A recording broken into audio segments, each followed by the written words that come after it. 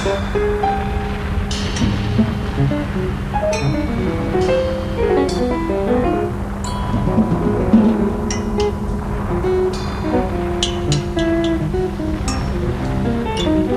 hófst í Grímsvötnum í Vatnajökli að morgni 18. desember.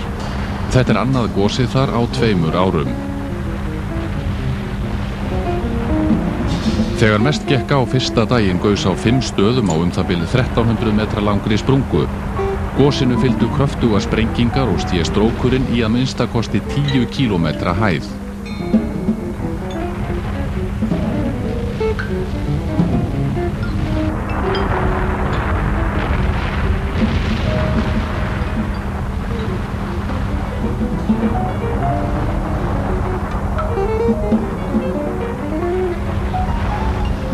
Ekki var talin hætta á stóru hlaupi á Skeiðarársandi í líkingu við jökulhlaupið sem fylgdi í kjölfar Gjálpargossins haustið 1996.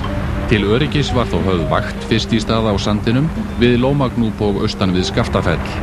Gosið hélt áfram fram yfir jól en stöðugt dró úr krafti þess. Askan frá gosinu litaði jökulinn svartan á stóru svæði og lítilsháttar öskufalls varð vart í byggð næst gosstöðvunum og eins á Norðurlandi og talið að aska hafi borist allt til Vesturlands.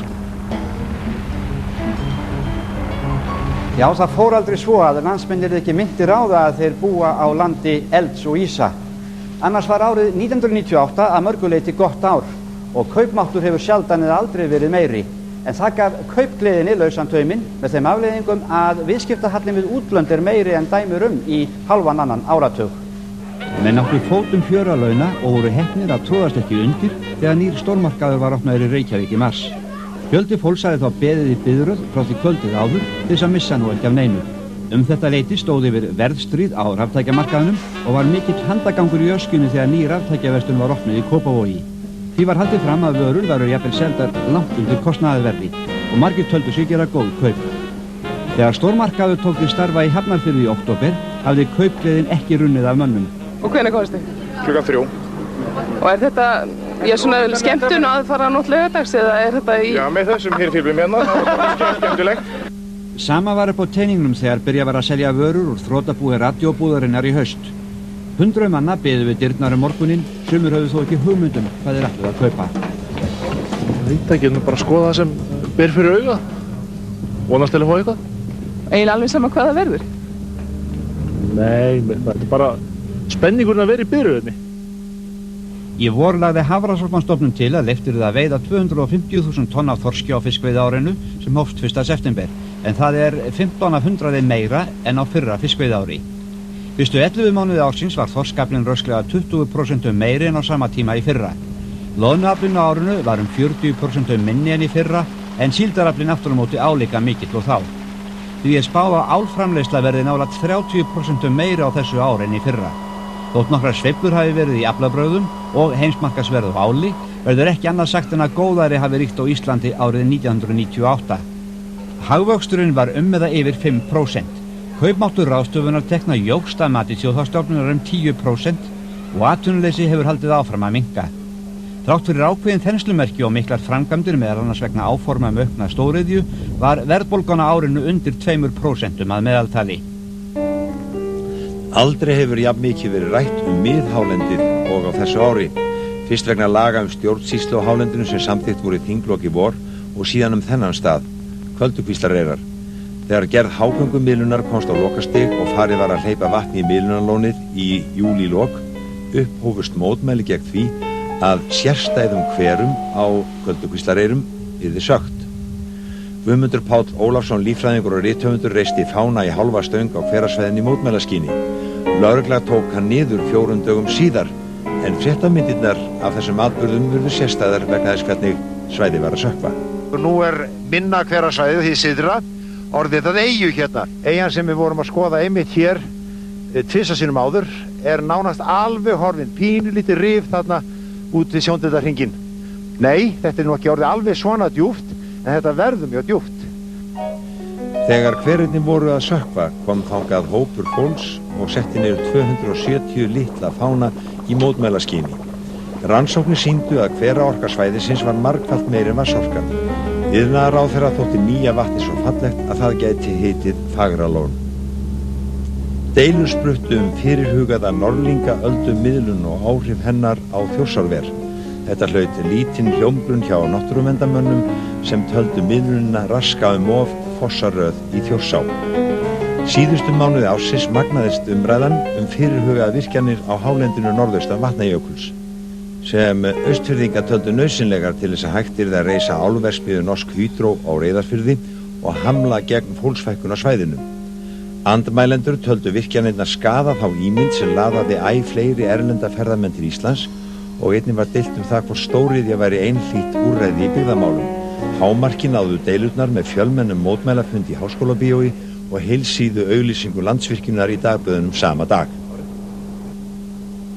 Borgarstjórinn í Reykjavík lagði í byrjun maí hornstein að nýju raforkuveri á Nesjavöllum. Raforkuframleiðsla hér á Nesjavöllum á vegum Reykjavíkurborgar markar á vissan hátt tímamót. Borgin hefur ekki verið sjálfstæður raforkuframleiðandi síðan árið 1965 eða frá því að Landsvirkjun var stofnuð. Þriðji áfangi Nesjavallavirkjunar var síðan tekin í notkun í nóvember 22 mánuðum eftir að ákveðið var að reisa hana og framleiðir virkjunin 60 megavött af rafmagni. Orkuveri hér á Nesjavöllum er bæði íslenskt hugvit og hönnun. Það hefur tvíþættu hlutverki að gegna. Áður en vatni er hitað upp fyrir höfuðborgarbúa er gufa nýtt til raforkuvinnslu. Vala Flósadóttir var fyrst íslenska íþróttamanna til þess að setja heimsmet í grein sem keppt er í á Ólympíuleikum þegar hún stökk 4,42 metra í stangarstökki innanhús á móti í Bielefeld í Þýskalandi í febrúar. Daniela Bartova hnekkti heimsmetinu á móti í Svíþjóð 8 dögum síðar og bætti það 1 sentimetra. En það stóð ekki lengi því Vala gerði enn betur á sama móti klukkustund síðar. Hún stökk 4,44 metra og hafði þar með sett heimsmet á ný. Hún var heimsmethafi smet hennar var slegið á Evrópumótinu í Valencia í mars en þar vann Vala til bronsverðlauna. Björn Bjarnason menntamálaráðherra bauð Völu í opinbera heimsókn til Íslands í lok mars og var henni vel fagnað. Miklar breytingar urðu á bankakerfinu í upphafi árs. Landsbankinn og Búnaðarbankinn urðu að hlutafélögum og stærsti banki landsins, Fjárfestingarbanki atvinnulífsins, tók til starfa. Snemma á árinu sýndu sparisjóðirnir áhuga á að kaupa allt hlutafé í Fjárfestingarbankanum. Áætlað var að ríkið gæti fengið fyrir það 11 milljarða króna. Íslandsbanki hafði einnig áhuga á að kaupa banka og gerði 8 milljarða króna tilboð í Búnaðarbankan. Og sænski Enskildabankin vildi hasta sér völl á Íslandi og kaupa stóran hlut í Landsbankanum. Ríkisstjórnin ákvað að selja hvorugan viðskiptabankana en bjóða út helming hlutafjár í Fjárfestingarbanka atvinnulífsins á árinu. En það voru fleiri en bankar sem höfðu áhuga á að fjárfesta í bankakerfinu. Yfir 12.000 einstaklingar skrifuðu sig fyrir hluti Landsbanka Íslands þegar hlutafé hans var aukið 1 milljarð með hlutafjárútboði. Ég tel að þetta sýni að fólki vilja hafa bankan í íslenskri eigu og það vil taka þátt í því. Þúsundir manna vilja taka þátt og eiga beinan hlut í Landsbankanum, leysa hann til sín með þessum hætti. Já, við höfum ekki talað að selja eignarhlut ríkisins á þessu kjörtímabili. Við höfum heimildir ennþá til þess að auka hlutafé upp í 35%, þannig að hlutur annarra heldur ríkisins 35%, en með þessari útgáfu á nýju hlutafé þá styrkist eiginfjárstaða Landsbankans gríðarlega vel. Áhugi almennings var ekki minni þegar að 4,7 milljarða hlutur ríkisins í Fjárfestingarbanka atvinnulífsins var boðin út. Tæplega 11.000 manns skráðu sig fyrir hlut í bankanum eða 19 milljörðum króna. Vegna þessarar eftirspurnar verður að skerða hámarkshlut í bankanum úr 3 milljónum í 360.000 krónur að nafnvirði, þannig að þeir sem vildu fá mest fá aðeins 12% af því sem þeir vildu. Margir hugsuðu sér gott til glóðarinnar þegar Búnaðarbanki bauð út hlutafé að nafnvirði 350 milljónir króna. Yfir 90.000 manns eða þriðjungur þjóðarinnar skrifaði sig fyrir hlutafé en hlutur hvers og eins var ekki stór aðeins 8.000 krónur. Við útboðið eignuðust fjármálafyrirtæki drjúgan hluta hins aukna hlutafjár í bankanum en þriðjungur einstaklingana seldi þeim kennitölu sína og þar með réttinn til að kaupa. Viðskiptaráðherra sagði þetta andstætt stefnu ríkisstjórnarinnar dreifða eignaraðild að bönkunum. En sumir vildu fá bankana ódýrt. Það þótti ótrúleg bíræfni þegar þjófar fóru inn í anddyri Kennaraháskólans að næturlagi. Þeir spenntu þar hraðbanka frá vegg og gólfi og hurfu á braut með hann í heilu lagi. Daginn eftir fannst bankinn og allir fjármunir sem í honum voru og málið upplýstist fljótlega. En banka mun ekki hafa verið stolið fyrr í heilu lagi á Íslandi. Tíðarfarið á Norður- og Austurlandi hefur verið einstaklega risjótt á árinu. Það byrjaði strax í febrúar með miklum hvelli. Já, það búið að vera snældur vitlaust veður hér fyrir norðan í nótt og í morgun og stendur raunar enn eins og þið sjáið. Og hann hljóp í garra af og til og þegar kom fram í mars var leitað í smiðju til þeirra Dalbæinga á Dalvík en þar starfandi veðurspáklúbbur með glögga spámenn. Ég veit að veturinn verður hvítur alveg framundir vor, tekur aldrei upp. Fáum dögum eftir að þessi orð voru sögð gerði enn einni hvellin og þá lentu 8 dalvíkingar í hrakningum inn á hálendinu. 3 þeirra skiluðu sér til byggða í Djúpadal á mánudeginum. Já, við grófum okkur snjóhús og reyndum að koma mannskapnum fyrir þar til að ná í okkur hita og halda heilsu. Þyrla Landhelgisgæslunnar komst ekki að þeim sem eftir voru á fjallinu vegna veðurs. Það var ekki fyrir en daginn eftir sem félagar þeirra frá Dalvík gátu brotist á staðinn á snjóbíl og komið þeim til byggða. Já, og svona endar þetta stundum. Ég ætla að bregða mér hérna yfir í fljótin, yfir í Þrasastaði og kanna hvernig sauðburður gengur. En hér sitt ég fastur, rétt kominn í sporðinn á heiðinni. Já, sumartíðin með sólskini og sunnavindum lét bíða eftir sér á Norður- og Austurlandi. Sumir kveða svo fast að segja að sumarið 1998 hafi aldrei komið og vetur settist snemma að. Þrátt fyrir risjóttu tíðarfar, nokkur snörpu kuldaköst og áhlaup var veturinn snjóléttur víðast hvar og landsmönnum fremur hagstæður. Hafís gerði þó vart við sig nokkrum sinnum á útmánuðum.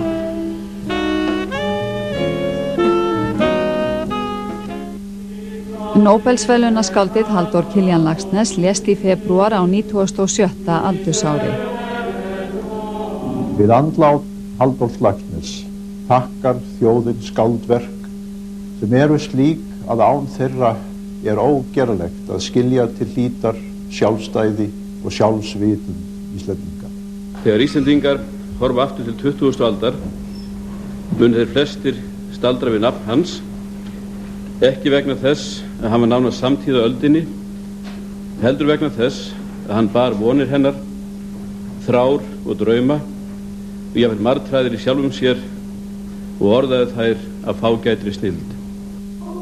Listamenn nefndu til samverustundar á Ingólfstorgi í minningu skáldsins, þar sem flutt voru ljóð og lesið úr verkum þess.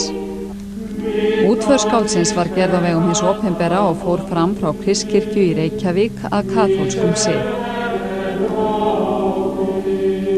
Halldór var skáld samúðarinnar, fegurðarinnar og hinnar heilögu návistar, sagði séra Gunnar Kristjánsson meðal annars í minningarorðum hann.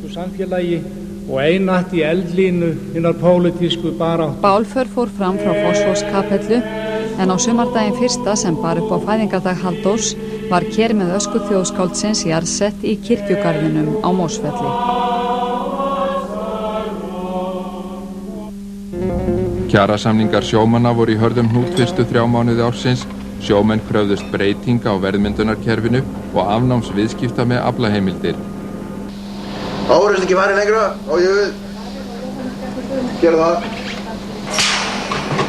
Nei, lengra verður víst ekki komist í bili. Klukkan orðin 12 á miðnætti, það komin þriðjudagur, 3. febrúar. Það skollið á sjómannaverkfall. Meðan deilan harðnaði dag frá degi sóttu trillukallar stíft og mókfiskuðu og verð á fiskmörkuðum snar hækkaði. Þegar að viðblasti að verkfallið yrði stöðvað með lagasetningu, ákváðu sjómenn að fresta því ákveðin tíma. Verkfall hófst hins vegar aftur eftir að samningaumleitanir höfðu farið út þúfur og útvegsmenn fellt málamiðlunartillögu sáttasemjara. Þegar seinna verkfallið hafði staðið í 12 daga samþykkti Alþingi lög sem byggðust á tillögum svokallaðrar þríhöfðanefndar. Í þeim fólst að komið yrði á fót verðlagsskrifstofu skiptaverðs og tilboðsmarkaði fyrir aflamark og að fiskiskipum yrði skylt að veiða sjálf helming af úthlutuðum veiðiheimildum sínum á hverju ári. Í byrjun desember kvað Hæstiréttur upp sögulegan dóm í máli Valdimars Jóhannessonar gegn ríkinu og ógilti afgreiðslu sjávarútvegsráðuneytisins á beiðni hans sem að fá úthlutað veiðileyfi og aflamarki.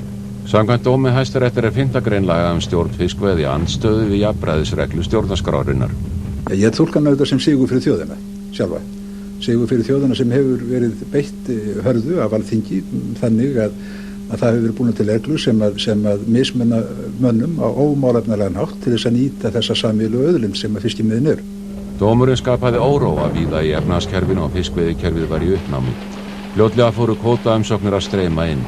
Eftir 10 daga hefðu 2400 umsóknir borist og vildu umsækjendur fá að veiða rúmlega 1.000.000 tonn af þorski.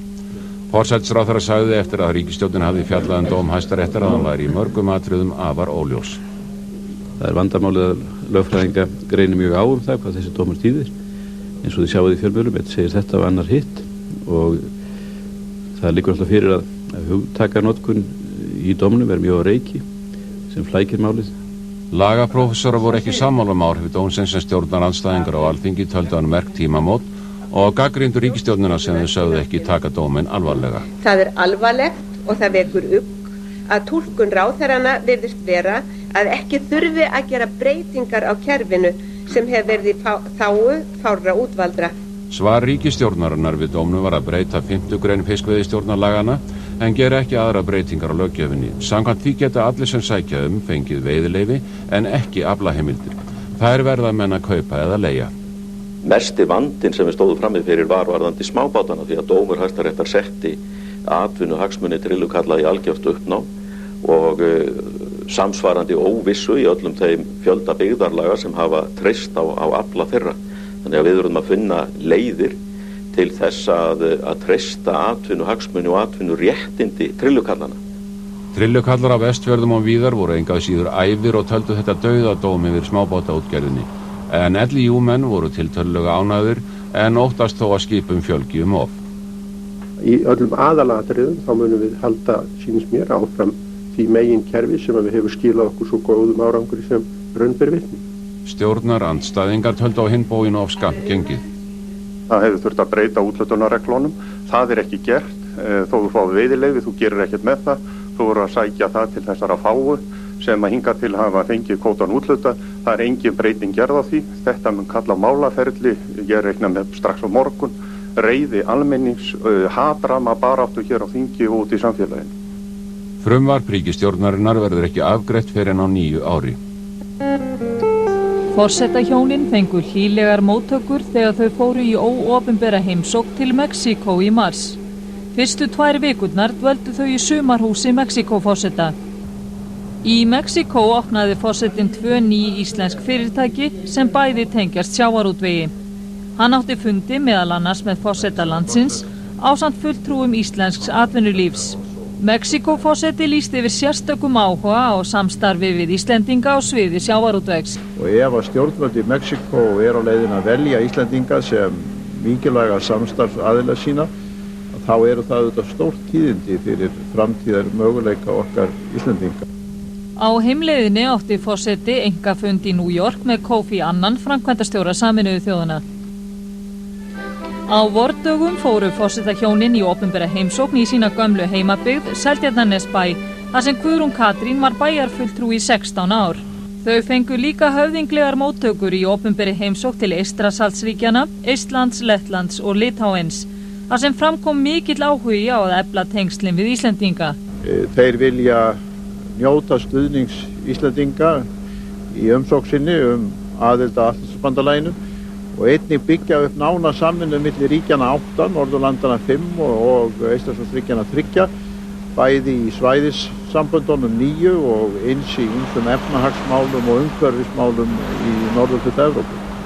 Í Eystrasaltslöndunum áhugi á auknum samskiptum í mennta- og menningarmálum og í Lettlandi lifandi áhugi á íslenskri sögu. Forsetinn í Lettlandi, hann á sín uppáhaldsbók, það Íslandsklukkan. Hér tala fólk Egilssögu. Borgarstjórinn í Tallinn sagði okkur að nú ætti að skýra götu í Tallinn í höfuð á Gretti. Það fannst okkur mjög skemmtilegt. Það gekk kraftaverki næst að 2 vísindamenn, karl og kona, skildu komast lífs af þegar að jeppi þeirra hrapaði 150 til 200 metra í lóðréttu frjálsu falli fram að hömrum Grímsfjalls við Grímsvötn miðjan maí. Þau voru ásamt fleiri vísindamönnum við rannsóknir á Vatnajökli. Veður og skyggni var slæmt þegar að slysið varð. Björgunarsveitarmenn hófu þegar leitað fólkinu á snjóbílum og snjósleðum og fannst það fljótlega.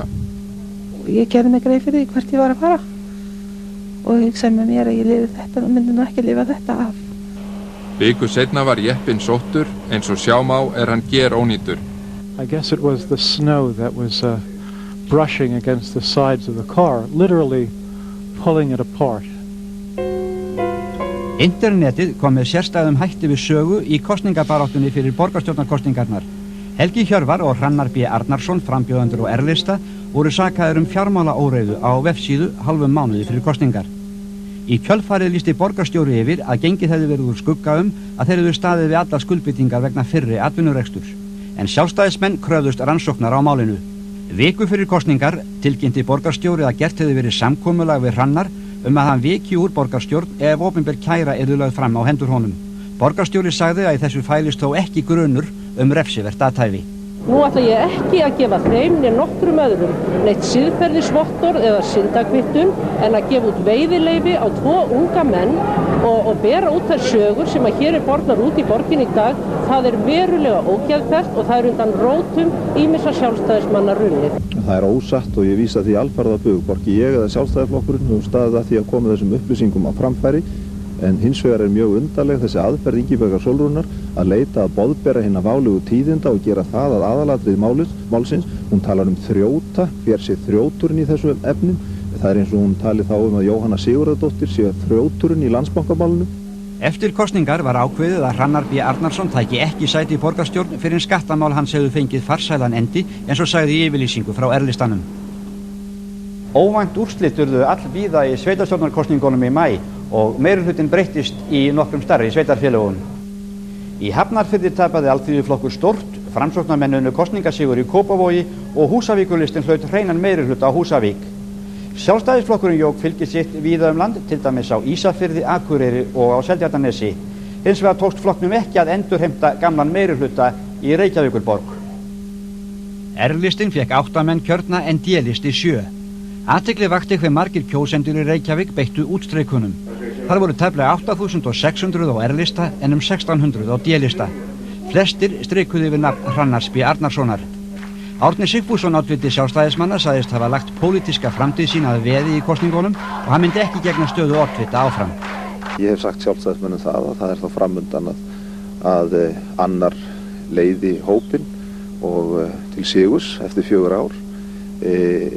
Það sem við ætlum við eflaust að gefa okkur góðan tíma til að skoða. Ingibjörg Sólrún sagðist vera stolt af R-listanum, árangurinn á kjörtímabilinu hefði tryggt honum sigur. Það náttúrulega miklu sætari sigur að vinna þegar maður leggur verk sín í dóm kjósenda og uppsker sigur heldur en þegar maður leggur væntingar í dóm þeirra eins og var fyrir 4 árum. Davíð Oddsson, formaður Sjálfstæðisflokksins, sagði daginn eftir kosningar að flokkurinn hefði fengið 5 til 6 af 100 meira fylgi á landsvísu en þegar síðast var kosið til Alþingis. R-listinn hefði meðal annars notið góðæris og góðra verka ríkisstjórnarinnar en að auki óvenjulegs fjölmiðladekurs. Það augljóst að meirihlutinn var kosinn af kjósendum með óbragði í mununum því að þriðjungur þeirra að breyta listanum, þriðjungur þeirra skoðunar sem að fjölmiðlarnir til að mynda ríkissjónvarpið virðist ekki hafa skilning á að listin var óframbærilegur og fyrir neðan allar hellur og það er óþekkt í sögunni að listi færi með svona miklu óbragði með sér. Fjöldi fólks var á hafnarbakkanum í Reykjavík í blíðskaparveðri og fagnaði komu Danadrottningar og Hinriks prins á listahátíð. Hátíðin var sett við hátíðlega athöfn í porti Hafnarhússins. Afrískir listamenn úr þjóðarballett Togo vöktu óskipta athygli við athöfnina en menn voru ekki á eitt sáttur hvort það hefði verið fyrir þeirra tilstilli að gáttir himinsins opnuðust skyndilega. Listamaðurinn Erró fylgdi Danadrottningu og Hinriki prins sýningu sína sem bar yfirskriftina Konur. En Margrét drottning einnig fjölhæfur listamaður eins og menn komust að raunum þegar hún opnaði eigin sýningu á kirkjuklæðum í Þjóðminjasafninu.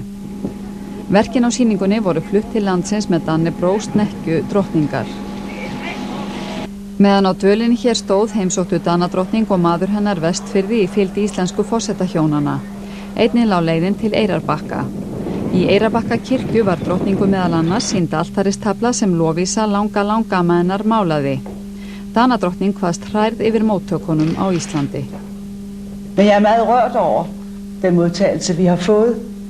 Det har været en oplevelse at se endnu flere egne af Island end vi hidtil har haft lejlighed til. Í Listasafni Íslands var haldin sýning á verkum eftir Max Ernst, einn af þekktustu myndhöggurum heims. Ernst-talinn hafa verið einn af fjölhæfastur og frumlegastur listamanna súrrealismans, róttækustu og áhrifamestu listhreyfingar millistríðsárana. Dagskrá listahátíðar í Reykjavík var fjölbreytt og vann úr rekin í fyrsta sinn með hagnaði. Meðal erlendra gesta á hátíðinni var rússneska söngkonan Galina Gosakova sem borin hefur verið saman við söngkonur á borði Maríu Callas.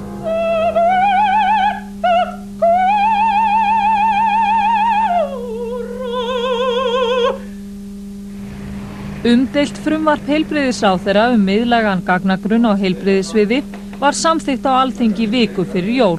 Í þessum grunni verða engar persónuupplýsingar. Þar með var tónninn sleginn í mesta deilumáli ársins. Persónulegar upplýsingar eða ekki, einkaleyfi eða ekki, siðlegt eða ósiðlegt, vísindalegur ávinningur eða ekki, einn gagnagrunnur eða fleiri, upplýst samþykki, eignarréttur á heilsufarsupplýsingum þetta í samræmi við alþjóðlega sáttmála. Allt þetta var deilt, en í miðpunkti var fyrirtækið Íslensk erfðagreining. Í dag sýnist mér að svo vera að það sé ekki mörg fyrirtæki sem geta farið, ekki íslensk fyrirtæki, sem geta farið í slíka þjónustu. Okkur stendur mjög mikill stuggur af þessum stóra gagnagrunni sem virðist eiga að búa til, sem að einkaaðili kemur til að hafa í umsjá sinni, einkaaðili sem að nánast öllu leyti í eigu erlendra aðila. Ég held í fram að svo pínulitla áhætta sem verður tekin með þessu, að hún sé þess virði að taka hana, eða hefur einhver tíma verið þess virði að taka áhættu í íslensku samfélagi. Læknasamtökin urðu fljótlega eins konar samnefnari andstæðinga gagnagrunnsfrumvarpsins. Þau óttuðust trúnaðarsamband læknis og sjúklings, vildu dreifða gagnagrunna og höfðu áhyggjur af því að fjárhagslegir hagsmunir gætu stýrt viðfangsefnum vísindamanna. Vegna mikillar andstöðu var afgreiðslu gagnagrunnsfrumvarpsins frestað í vor, en það síðan lagt fram endurskoðað og talsvert breytt í haust. Þótt þar væri tekið tillit til ýmissa athugasemda var áfram deilt ýmis grundvallaratriði. Þegar frumvarpið var að lokum afgreitt á Alþingi, sagði heilbrigðisráðherra að gæfuspor hefði verið stigið fyrir íslensku þjóðina, en formaður þingflokks óháðra sagði þetta stærsta hneyksli þingsögunar. Dúksinn á stúdentsprófi í Fjölbrautaskólanum í Breiðholti í vor útskrifaðist bæði af eðlis- og náttúrufræðibraut og fékk meðalengunina 9,78. En hvert leyndarmálið á bakvið þennan árangur? Já, það nú eiginlega ekki sérstakt leyndarmál, þetta aðalega bara að vinna held ég hef enga töfraformúlu. Og Dúksinn í Vestunarskóla Íslands hlaut meðalengunina 9,64. Hún fædd í Rússlandi og talaði ekki stakt orði í íslensku þegar hún kom til Íslands fyrir 6 árum. Hvernig fórst að þessu?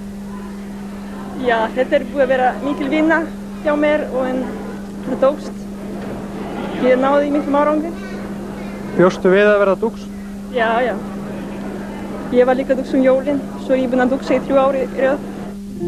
Forsætisráðherra klippti á borðan þegar Hvalfjarðargöngin, dýrasta vegamannvirki Íslendinga, voru opnuð fyrir almenna umferð. Það upplifir þetta sem mikið framfara spor, ef við getum kallað það hjá þjóðinni. Tengir hana saman, enn betur en áður. Gott skref í því að gera landið að einni byggð. Fyrstu vikuna gátu menn ekki göngin á þess að greiða fyrir og var mikil umferð þau. Daginn eftir opnunina náði bílalestin frá norðanverðu Akrafjalli til Reykjavíkur. Þrátt fyrir gríðarlega umferð undir Hvalfjörðinn í dag gekk umferðin snurðulaust fyrir sig. Göngin eru hönnuð til að anna 12 bílum á mínútu, en það ljóst að þau fara létt með 50 til 60 bíla. Að kvöldi 10. júlí fór Akraborgin í sína síðustu áætlunarferð milli Reykjavíkur og Akranes og lauk þar með merkum kafla í samgöngusögunni. Margir nýttu sér síðustu ferðir bókunar og kvöddana með trega. Hvernig líst ykkur á að vera að fara í síðustu ferð Akraborgarinnar? Það er alveg hörmulegt. Heldur að þið komið til með að sakna ferðinnar? Ég veit það ekki, jú, eflaust gerum við það eitthvað. En svona, það kemur styttri leið í staðinn. En saga Akraborgarinnar hefur ekki öll verið sögð. Daginn eftir opnun Hvalfjarðarganga var hún afhent Slysavarnaskóla sjómanna og hlaut hún þá nafnið Sæbjörg. Í júlí var ný brú yfir Gígjukvísl og Skeiðarársandi formlega tekin í notkun, en gamla brúin brast og sópaðist að mestu leyti burt í jökulhlaupinu úr Grímsvötnum í október 1996. Nýja brúin mikið mannvirki sem á að þola miklu meira álag en svo eldri. Halldór Blöndal samgönguráðherra beitti skærum sínum fimlega þegar hann klippti á borðan við formlega opnun Gilsfjarðarbrúar í haust. Með henni hefur leiðin frá Reykjavík vestur á firði styst 60 km. Ráðherra lýsti skömmu síðar yfir að innan skamms hæfust rannsóknir vegna jarðganga milli Vestmannaeyja og lands. Þetta ekkert sem bendir til þess að sé ekki raunhæft. Eldur olli gríðarlega miklu tjóni víða land á árinu. Talið var að tjónið hef ekki verið undir 100 milljónum króna þegar hús bátasmiðjunar Óseyjar í Hafnarfirði brann til grunna. Fjölskyldu var bjargað úr brennandi hús á Akureyri í byrjun árs. Viku seinna kom upp eldur í verkstæð og gripahúsum við Dverghól norðan Akureyrar. 15 hross voru í húsunum og tókst aðeins að bjarga 5 þeirra. Allmarga eldsvoða mátti rekja til íkveikju. Sú var raunin þegar eldur kom upp í Nýja bíó í Reykjavík í sumar. Mjög mikill eldur var á nokkrum stöðum í húsinu þegar slökkviliðið kom á vettvang.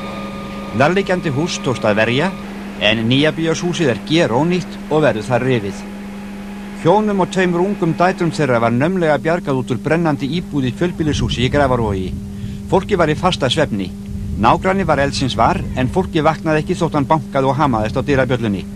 Hann klifraði þá upp á svalir og braut sér leið inn í gegnum eld og reyk og tókst að vekja fólkið og bjarga því út. Það var alveg rosalega að standa í þessum vekki og hitinn var alveg gífurlegur. En tilfinningin að ná fólkinu út? Ég bara ánægði með, satt við sjálfum. Bændur í Stóru Breiðuvík við Reyðarfjörð urðu fyrir tilfinnanlegu tjóni í byrjun vetrar, en þeir mistu allan bústofn sinn yfir 200 fjár þegar eldur kom upp í fjárhúsi og hlöðu. 20 milljóna tjón var þegar sorpflokkunarstöð í Straumsvík gjöreyðilaðist í eldi. Hiti í sorpinu var talinn hafa valdið brunanum. Eldurinn var þrálátur og hélt áfram að krauma vikum saman í timburrusli sem urðað hafði verið án leyfis á svæðinu. Þann 10. september ríkti þjóðhátíðarstemning í Vestmannaeyjum þegar nýjum bæjarbúa var flogið til Eyja á C-17 flugvél bandaríska flughersins, einni stærstu herflutningavél í heimi. Háhyrningurinn Keiko, kvikmyndastjarnan úr bíómyndunum Free Willy, var komin til langdvalar í Vestmannaeyjum, alla leið frá Newport í Oregon í Bandaríkjunum.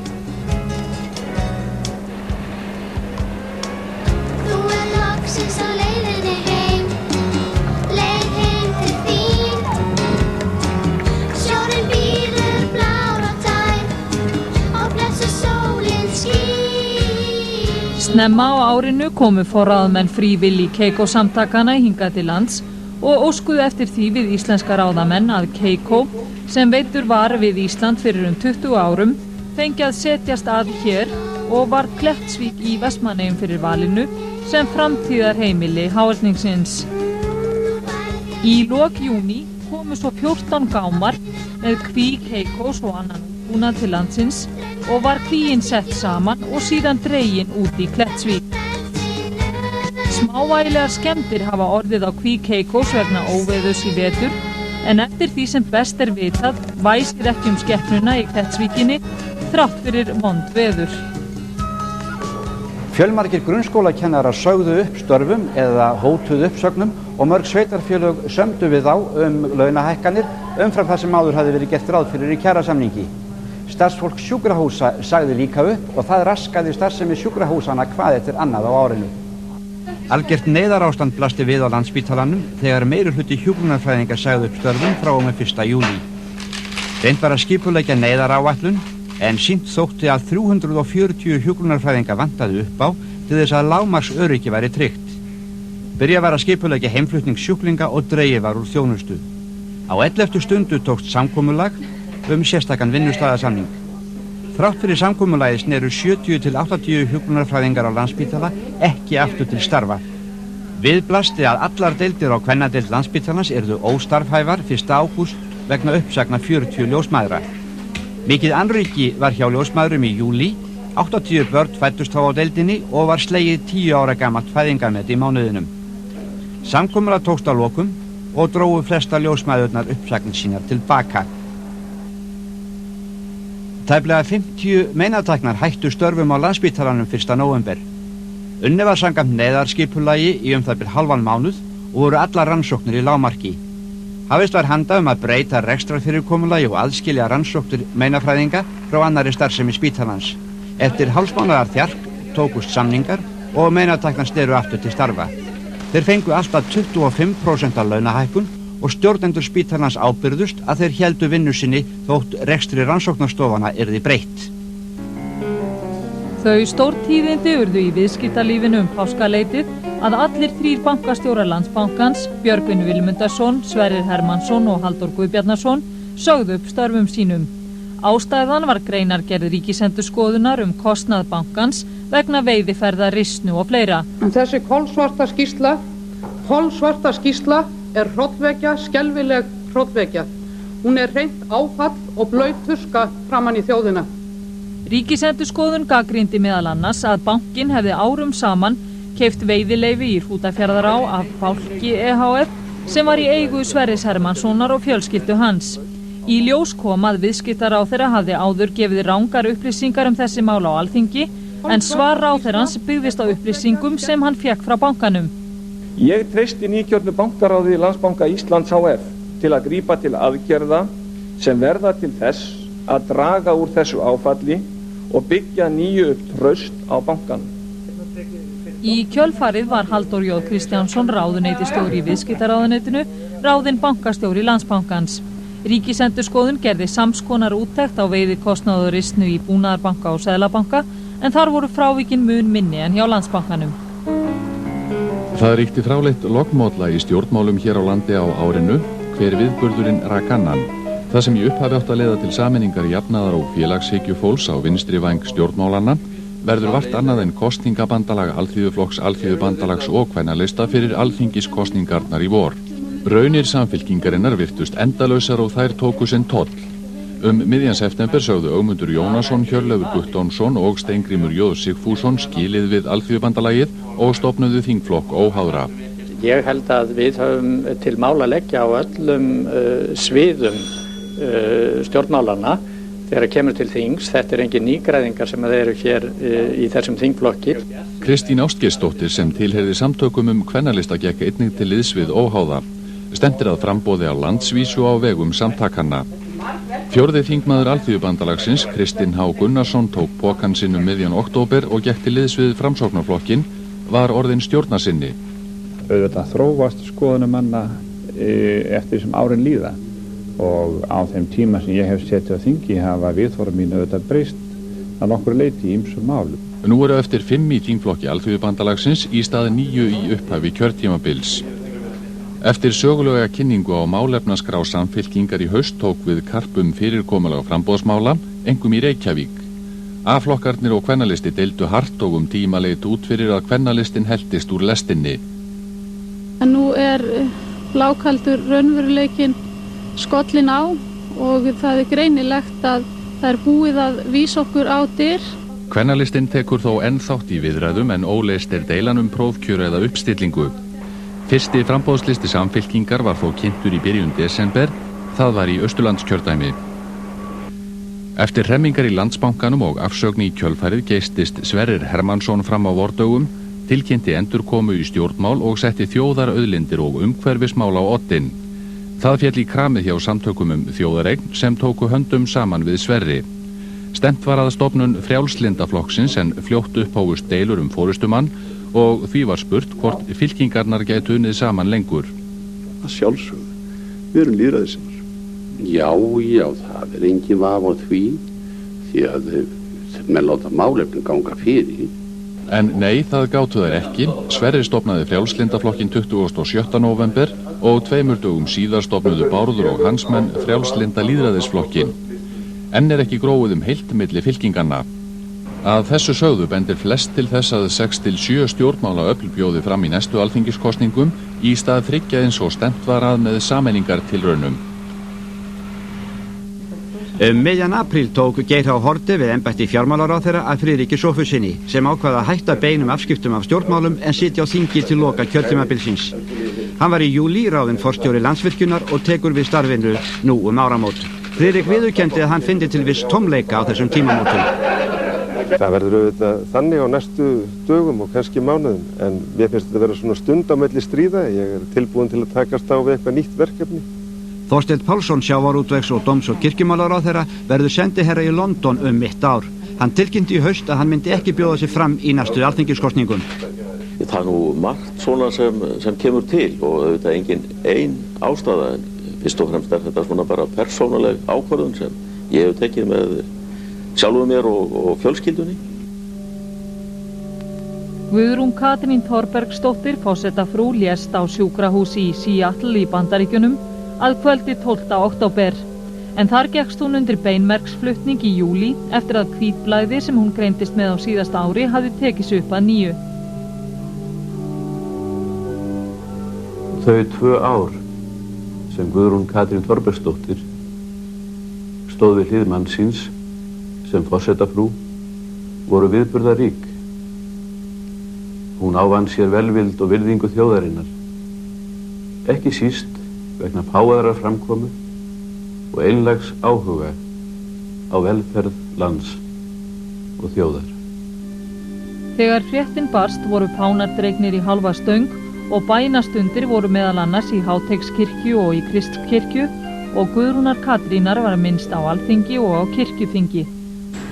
Forseti Íslands, Ólafur Ragnar Grímsson og dæturnar Dalla og Tinna fylgdu kistu forsetafrúarinnar frá Seattle til Íslands. Móttökuathöfn var á Keflavíkurflugvelli. Haustsvalinn napur íslenski, hann mætir ykkur, kæra fjölskylda, en hlýtt þel alþjóðar sem vefur ykkur almenn samúð. Forseta Íslands og fjölskyldu hans bárust samúðarkveðjur frá þjóðarleiðtogum víðs vegar heim og fjöldi fólks kom til Bessastaða og ritaði nafn sitt í minningabók forsetafrúna.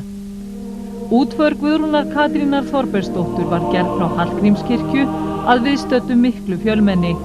Þjóðhöfðingjar allra Norðurlanda voru viðstættir útföruna en hún fór fram á vegum ríkisstjórnarinnar.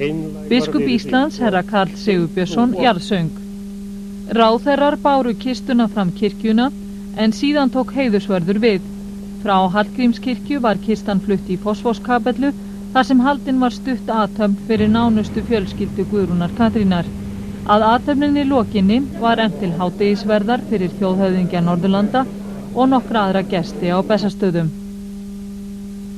Nær 50.000 erlendir ferðamenn sóttu Ísland heim í júlí og hafa þeir aldrei verið fleiri í einu mánuði. Áætlað að gjaldeyristekjur af ferðaþjónustu verði 25 til 26 milljarðar króna á árinu. Hálendisvegir opnuðust fyrr en venjulega enda var snjór á hálendinu með allra minnsta móti síðastliðin vetur. Athygli beindist talsvert að umferð innlendra sem erlendra ferðamanna viðkvæm svæði á hálendinu en nokkuð bara á því að ekið væri utan vega. Erlend hjón ollu ljótum spjöllum í Hveradölum í Kerlingafjöllum þau óku þar utan vega á 8 tonna torfærubíl. En ekki þeyttust allir ferðamenn á bílum landið heldur ferðuðust á umhverfisvænni hátt. Til dæmis sænsku göngugarpur sem gekk með fram ströndinni hringinn í kringum landið og frönsku krabbameinssjúklingarnir sem komu hingað ásamt fylgdarliði til að hjóla hringveginn fengu víða glæstar viðtökur. Þessi 60 svisslendingur hjólaði landið í sumar í sinni 15. Íslandsreisu. In the morning I make gymnastic, I clean me outside on the river. This is one of the best for health. In the cold water I clean me every morning. Áhorfundarými á Laugardalsvelli var aukið með færanlegri viðbótarstúku fyrir knattspyrnuleik ársins í sumar þegar íslenska landsliði mætti heimsmeisturum Frakka í undankeppni Evrópumeistaramótsins í knattspyrnu. Met aðsókn var að leiknum og hefur íslenskt landslið í knattspyrnu sennilega aldrei hlotið aðra eins athygli. Margir töldu að úrslitin gætu aðeins orðið á einn veg. Heimsmeistararnir hlytu að eiga sigur vísan en þetta breyttist þegar Ríkharður Daðason skoraði fyrir Íslendinga. Þetta var ekki leikur kattarins að músinni, öðru nær. Honum lyktaði með jafntefli 1 marki gegn 1. Þeir sem fylgdust með leiknum voru spenntir allt til leiksloka og margir gátu ekki leynt hrifningu sinni yfir úrslitunum. Ísland 1, heimsmeistarar Frakka 1. Til hamingju og ég get ekki gert annað heldur en að panna þið bara hérna og kissa þið á íslensku þjóðinni.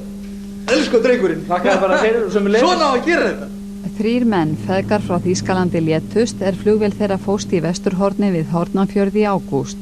Þegar vélin skilaði sér ekki á tilsettum tíma eftir að hún hafði tilkynnt aðflug til Hornafjarðar var hafin víðtæk leit að henni í slæmu skyggni og við mjög erfiðar aðstæður. Talið að vélin hafi vilst af leið í aðfluginu og hún hafi flogið beint í þverhníptan hamravegg í 700 metra hæð og splundrast. Það var talið ganga kraftaverki næst að 3 menn sem voru borð í þessari flugvél skyldu sleppa lifandi og lítið meiddir þegar hún brotlenti á Bakkaflugvelli í Austur-Landeyjum. Áður ókunnur veirusjúkdómur kom upp í hrossum suðvestanlands á útmánuðum. Hann lýsti sér með háum hita og lystarleysi í hrossunum. Þrátt fyrir harðar aðgerðir tókst ekki að hefta útbreiðslu veikinnar og barst hún í hross víðsvegar land. Strax og sjúkdóminu greindist var útflutningur hrossa stöðvaður en miðjan maí voru felldar úr gildi varnir gegn útbreiðslu sýkinnar og mánuði síðar var útflutningur leyfður á ný.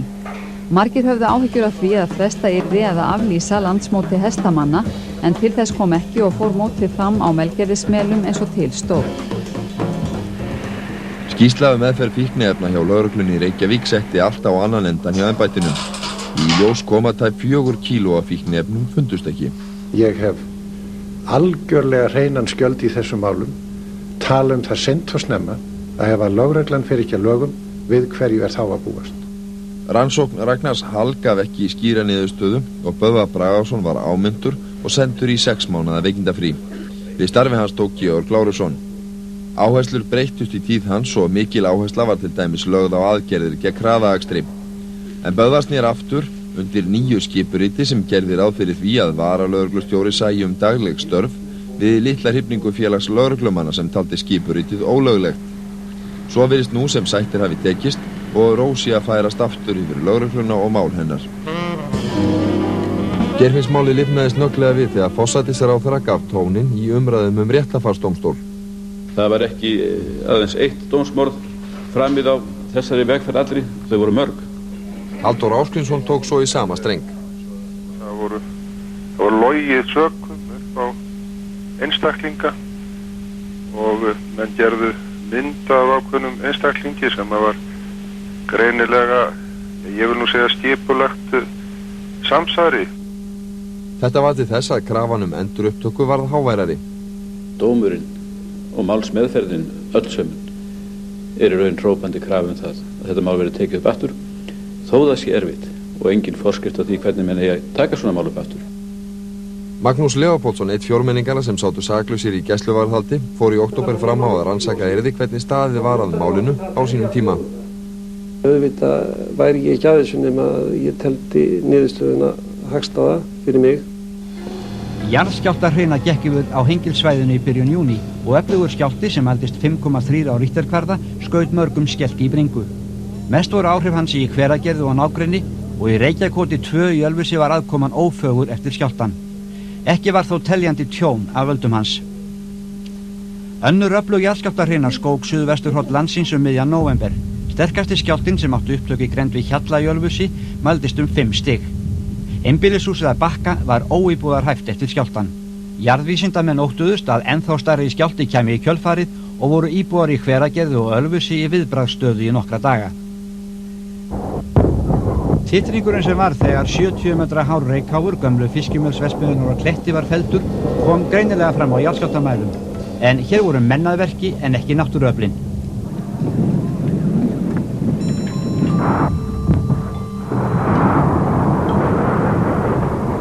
Áratuga einokun ríkisins á fjarskiptasviðinu var formlega rofin með opnun farsímaþjónustu Tals hf.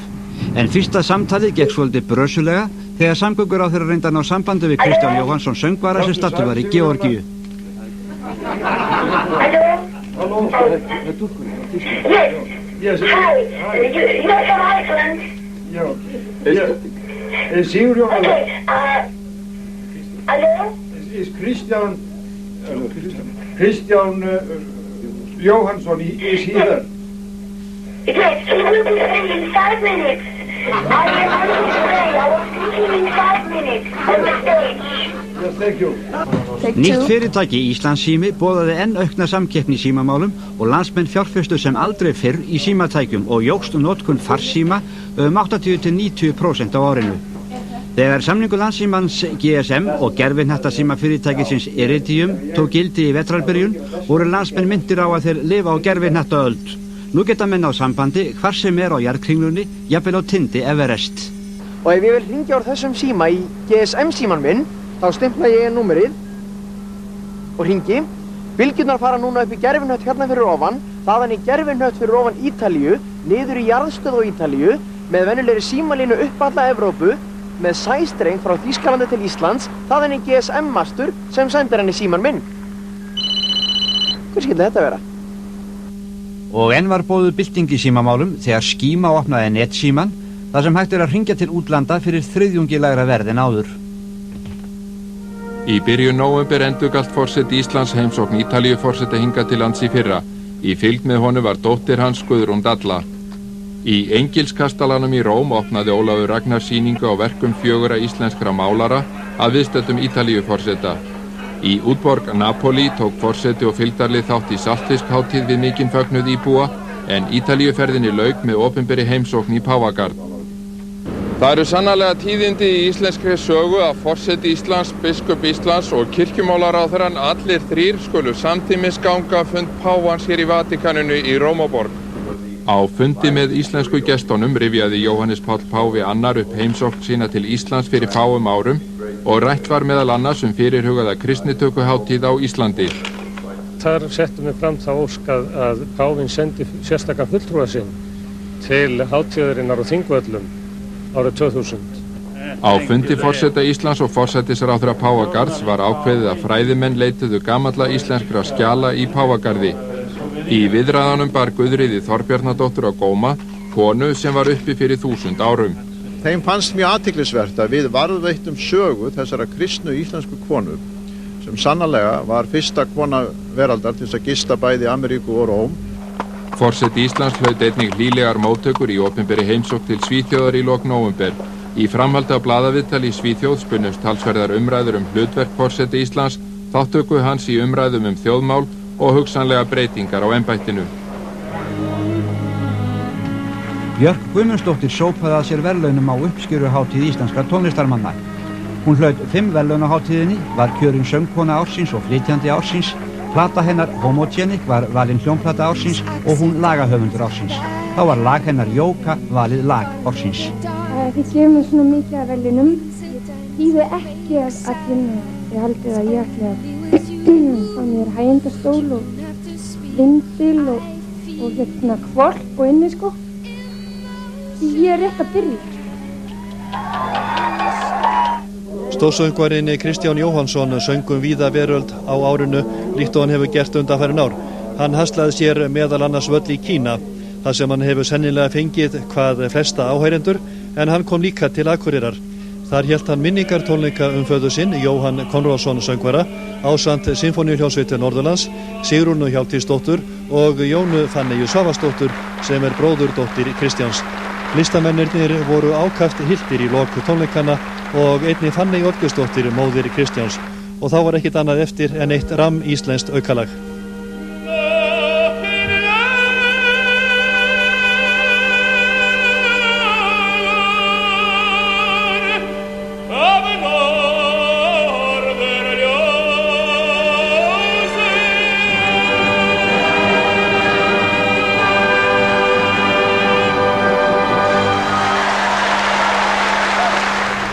Menn deilum það hve mikið sé eftir af öldinni, hvort ný öld hefjist árið 2000 eða árið 2001.